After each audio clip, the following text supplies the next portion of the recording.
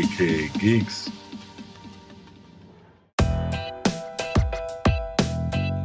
Hey everybody, welcome to AKA Geeks. This is Real News. I'm your host Sean. Let's get right into it, you guys. Alright, so I didn't come to you guys last week with an episode of Real News. There's been a lot of Star Wars, the young Han Solo film, movie news over the last 2 weeks. So I'm going to recap and give you some new stuff that's come out this week. First off, Lord and Miller are no longer directing. The search for a new director was underway, and Ron Howard will be replacing them. Lord and Miller were... I've seen different reports. I've seen fired as well as I've seen they left. It was over creative differences to a certain extent that it could have been detrimental to the film. I agree with, if this is true, these reasonings behind it. So apparently Lord and Miller were playing it fast and loose with how they were directing the film. Of course, there was an original plot, a storyline, a path that they, as well as Disney and Lucasfilms, wanted this to follow. But they were playing it fast and loose, having some improv, some ad-lib lines, and things like that, just off the cuff. Apparently Alden Ehrenreich thought it was going a little bit out too far, and it was sometimes actually even feeling like a Jim Carrey movie, something like Ace Ventura: Pet Detective.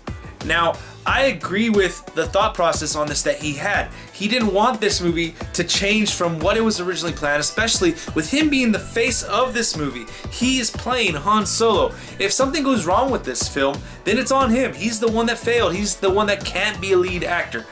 I don't know if he went to Lord and Miller and talked about it, or if it got to the point where he's spoken so many times, nothing's happened, and he had to go higher than Lord and Miller. So he went higher than Lord and Miller, brought up this whole aspect to the people that are signing the checks. At that point is when it was decided that Lord and Miller were not going to be part of this movie anymore. So when the film's production switched from London to the Canary Islands, Chris Dickens, the editor of the film, was actually fired, and hired was Pietro Scalia. He's actually an Academy Award winning editor. It was also found out during this time period that Alden Ehrenreich was also given an acting coach. So to wrap all this up, there's a lot of drama going on with this film at the moment. I believe that if this is true with what Ehrenreich was saying, and how it was getting too fast and loose, a little too much comedic, too ad-lib or improvisational, instead of following the path that was put before them.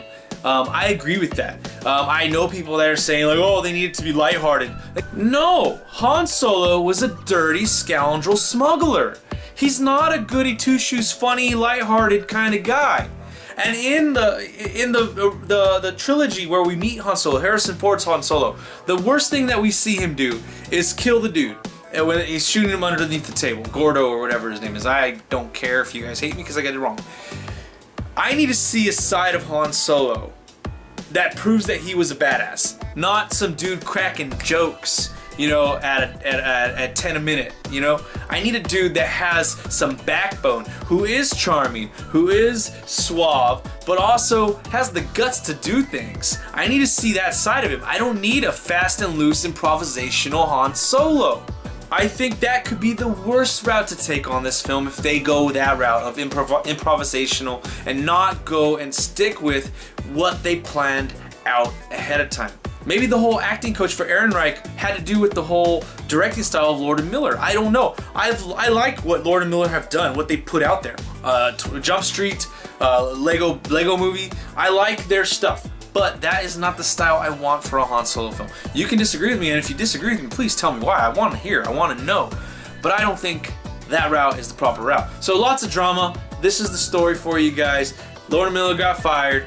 Kathleen Kennedy, Lawrence Kasdan, they didn't like the direction of the film. Ehrenreich had an acting coach hired for him. They fired the editor. They hired an Academy Award winning editor, which, I mean, I guess, why not get the guy from the beginning? So much stuff going on. Alright guys, and so also over the last 2 weeks there's been a lot of news going on regarding Spider-Man Homecoming and what falls into the MCU, what falls into the Spideyverse, what falls into its own universe, but adjunct to the MCU. And this is mostly regarding Spider-Man, Peter Parker, Venom, Eddie Brock, also Miles Morales as well, some news regarding him. So first off, Amy Pascal let loose in a video with Kevin Feige in a video interview that Venom is under the Marvel Cinematic Universe MCU umbrella, but adjunct to Spider-Man. When this happens, he puts off the face that's like, what the hell are you talking about? I talked about this with Lynn on last week's podcast. So that's interesting, really funny. It almost looked like as either like, what the hell are you saying, lady? Stop this right now. Or was it, why are you talking about this right now? We plan to talk about this at Comic-Con. One of those kind of things. So from there, it's now been said that no, they live in the Marvel comic universe, and Venom is not, in fact, in the MCU. Which is good, at least at this point. If we're gonna have Venom in the MCU, Marvel needs to have executive production and editing, rights and control over that film, because they need to make sure that the film they're putting out is in line with all the other MCU movies. And everything I'm hearing about the Spider-Man Homecoming film right now is really good stuff. So they can't let Sony do that on their own. Let it connect to the MCU unless they have their hand deep inside that sucker. Okay, so now I also mentioned Miles Morales. In one of the trailers, you see Donald Glover's character. He is going to be playing one of the villains in the film. Also, what it's been stated, it's a bit of an Easter egg, but if you paid close attention enough, he also mentions that he has a nephew. And if you read the comics, you know who his character is and who his nephew actually is. It is Miles Morales. It has been announced and confirmed by Kevin Feige that Miles Morales does in fact exist in the MCU. We just have not seen Miles Morales yet. I really like this. I'm really happy he said this. I hope that they can somehow bring this together in the future. They have something up their sleeves now. So I really like where this is going. I like that he's confirming this. I'm really excited about this. Alright guys, that's all the news I'm going to get for you guys today for this week. I'm going to jump into the trailer section. Just a huge section this week. Lots of trailers came out this week. Some really good ones. Some really, really good ones. First up is Jackie Chan's return to the big screen with The Foreigner. Now this one's made by STX, so it is a lower budget, more indie based type of film, but STX is no slouch. I do like their stuff.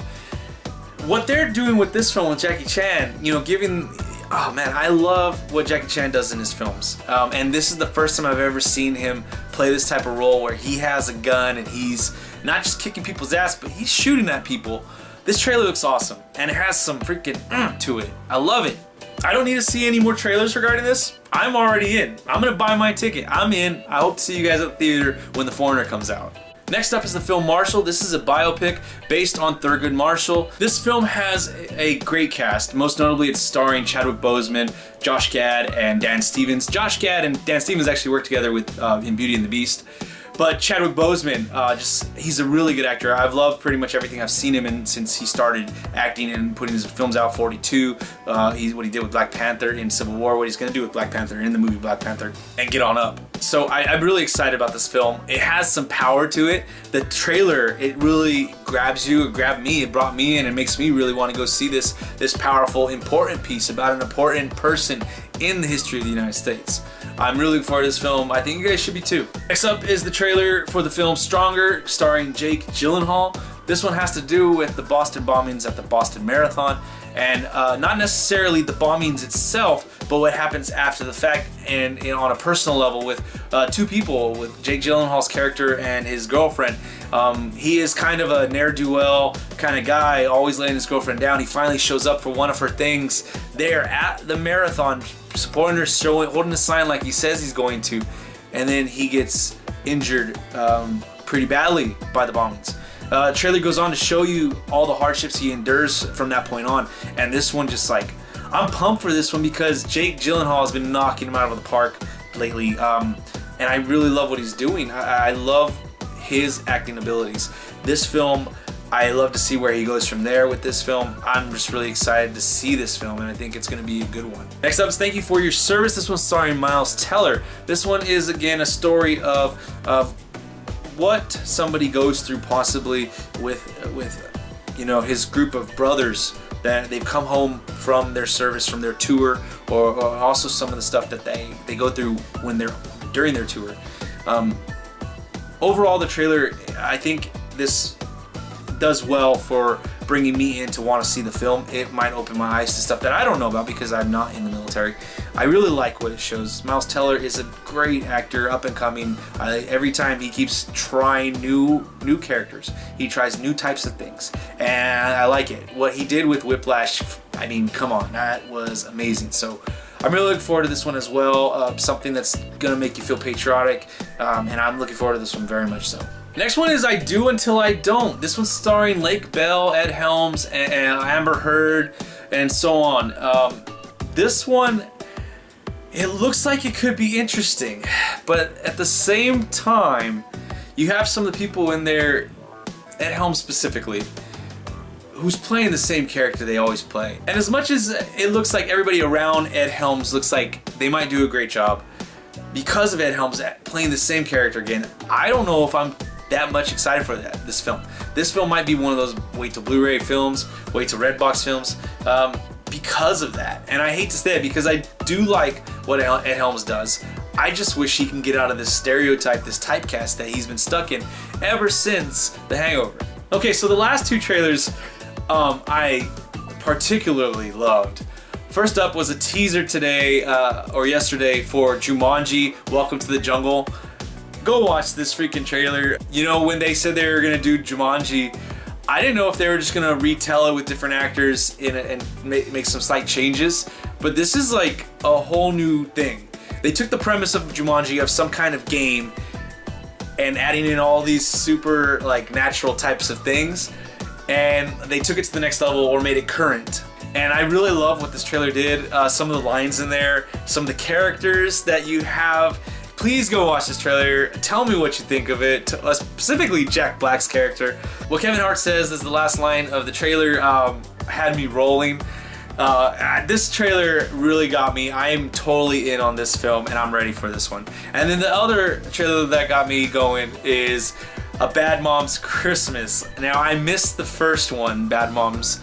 I saw the trailers, I liked it, I just never got around to it. I really want to get to watching it now because this amped me up even more. But it's a Christmas movie of bad moms, and it's what they go through, what our mothers do for us around this time of Christmas. Not this time right now, but in the movie. And it's awesome. It's like, it's really, you know, taking off the clothes, unwrapping the present, so to speak, and showing you like bare what these mothers go through to make Christmas so special for all of us. And I think to a point, to a certain extent, to probably a big extent, it is true.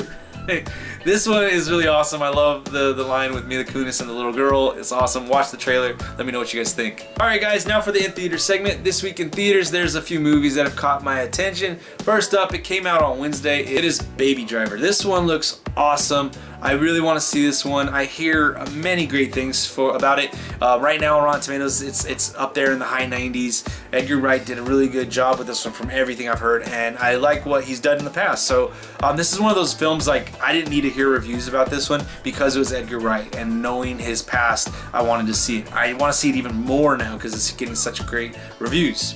The film that's going to be in theaters this weekend for all you families and kids, Despicable Me 3. I saw the first one.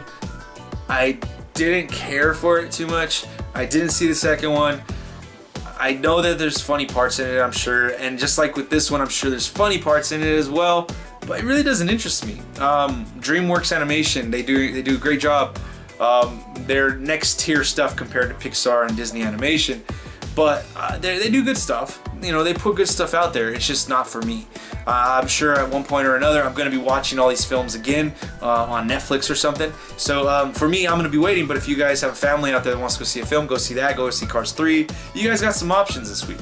Alright, so the last two films that are coming out in theaters this week that have caught my attention are both comedies. First off is The House, starring Amy Poehler, Will Ferrell, and Rafi from The League. This one, the trailers, they get me laughing. I can't guarantee that this is going to be a good one. Parts of the trailer lead me to believe that the film, that whatever happens in the trailer in the film is not going to be so great. but I'm still interested in it. I don't know if I'm gonna be watching this one. If I am gonna go see a comedy this week, it might be this next one, The Little Hours. This was starring Allison Brie, Dave Franco, Aubrey Plaza. In this one, the setting of it taking place at a convent with emotionally unstable nuns, a guy fleeing his master, Dave Franco. Just this one in the trailer, it had me at hello. So I'm looking forward to this one. If I'm gonna go see a comedy, I want to go see this R-rated one right here over the R-rated house film. But there are some good films out there, you guys. There's lots of choices this week. Definitely go check something out if you have some time. With the 4th of July weekend coming up, we're all gonna have some time, an extra day off, so I'm looking forward to seeing something. What about you? Alright guys, so that's it for this week's episode of Real News. Remember to click the like, share, subscribe button down below. Leave your comments, questions, suggestions in the comment section. Let's have a great conversation about all the topics I covered today, and I'll see you guys next time. Peace.